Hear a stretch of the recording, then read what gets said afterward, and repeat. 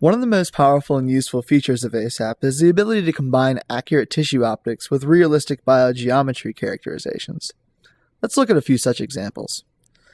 This bladder model that you see was created by the Breault School of Medicine at East Carolina University from CT scans of an actual patient. These CT scans were then reconstructed into a three-dimensional model, which we can import into ASAP, apply optical properties to, and trace rays through in order to get an idea of the light distribution within the wall of the bladder. In order to more adequately visualize this, let's take a look at this in 3D. We can remove portions of the bladder in order to examine the scatter and absorption within the wall of the bladder. As you can see, we have an isotropic point source that is propagating through a saline solution inside the bladder, and scattering is occurring within the wall of the bladder. And we can visualize this using our voxel system. We can actually see absorption in the medial, sagittal, and transverse planes. We can visualize this as well as a single slice through the center of the bladder.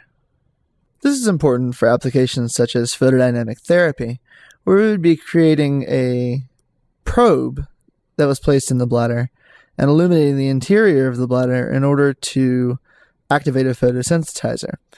In a lot of these applications in the past, there have been problems with creation of fibrosis or scarring in the inside of the bladder, basically turning a non-invasive procedure into an invasive procedure later on when they have to remove the scarring. What we can do is we can examine the light distribution on the inside of the bladder and compare that to previous simulations where only a spherical bladder was used as an approximation, and determine, based on the structure of the bladder, what the ideal probe shape is in order to get uniform illumination on the interior of the bladder. Now let's take a look at a few other examples of how geometry has influenced design in biooptics using ASAP.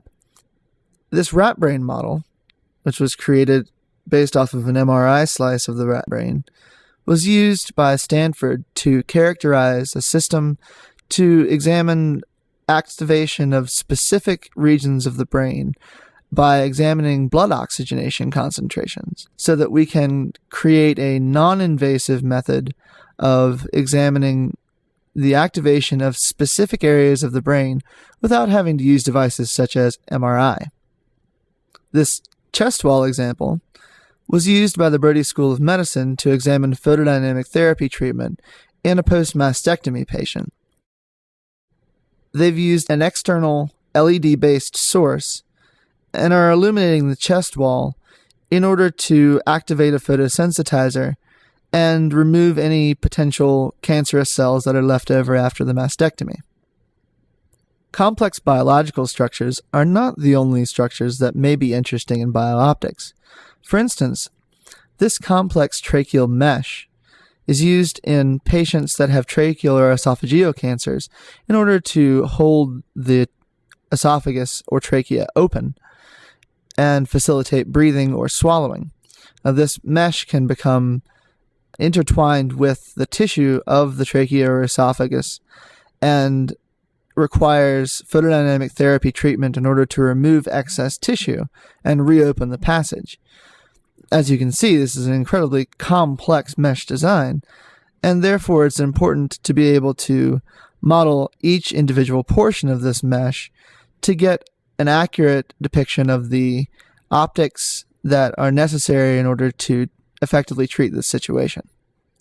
Finally, we can see here a finger model with realistic optical properties for stratum corneum, epidermis, dermis, musculature, and bone. And this model is integrated with a blood oxygenation sensor, including a parabolic mirror, an LED, and underneath a detector, so that we can examine the level of blood oxygenation within the dermal layer of this particular model.